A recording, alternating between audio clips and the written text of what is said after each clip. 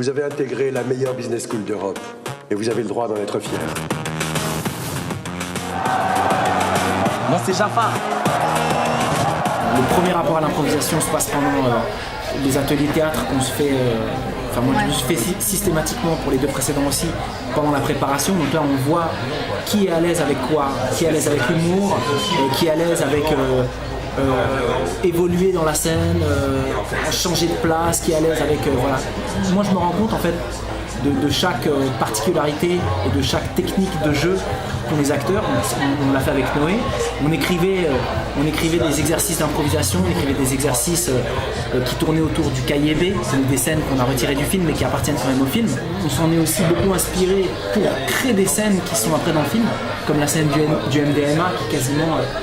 Le MDMA, il y a beaucoup de dialogues qui sont issus d'une improvisation sur, d'accord. Ouais, du MDMA. une impro MDMA, donc voilà, on est du MDMA, en improvisation bien sûr, et nous on leur a volé plein de dialogues qui leur appartenaient à eux. Et, Ils sont juste pas, ils ont pas pris du MD pendant l'improvisation, pas que t'ailles en prison. Tu vas voir un monde que t'as jamais vu et que t'aurais jamais dû voir. La crème de la crème. Quoi comme genre de fille? Bah je sais pas moi, t'aimes quoi?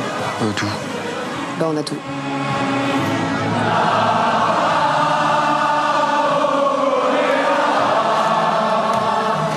La musique, on s'est vraiment amusé à raconter le film à travers la musique, bien sûr, pour chaque personnage. Et on a bossé avec Raphaël Amburger, qui est le superviseur musical, et qui représente aussi Ibrahim Malouf, qui a fait le score du film. Je sais que raconter le film avec la musique était presque aussi important que raconter le film avec les personnages. Alors on dit souvent, ça c'est le monteur du film qui dit ça, la musique est le dernier personnage principal qui arrive quand tous les autres ont terminé.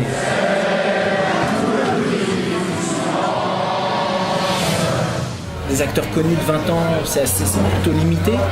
Et puis, je pense que quand on est... même si là, tout de suite, quand on le voit comme ça, on se dit évidemment qu'il n'est pas dans une école de commerce. Mais... mais comment... la capacité à se projeter dans un univers inventé est plus rapide. Des filles de l'école nous ont balancé. Franchement, c'était pas ça qu'on avait prévu au départ. Et il se passe quoi si une annonce sort sur internet? C'est un peu chaud pour vous franchement. Mais ce qu'il y a de bien, moi je trouve, c'est qu'il n'y a pas de jugement de valeur.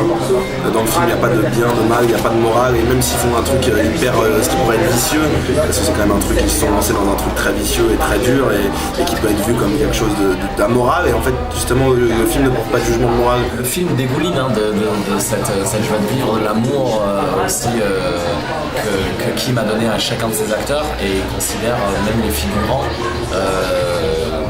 de la même façon qu'il considère ses acteurs. Et lui, ce qu'il lui faut, c'est de la justesse, de l'écoute, et après s'éclater. Si j'avais su qu'elles étaient payées, je leur aurais fait des trucs bien plus crades.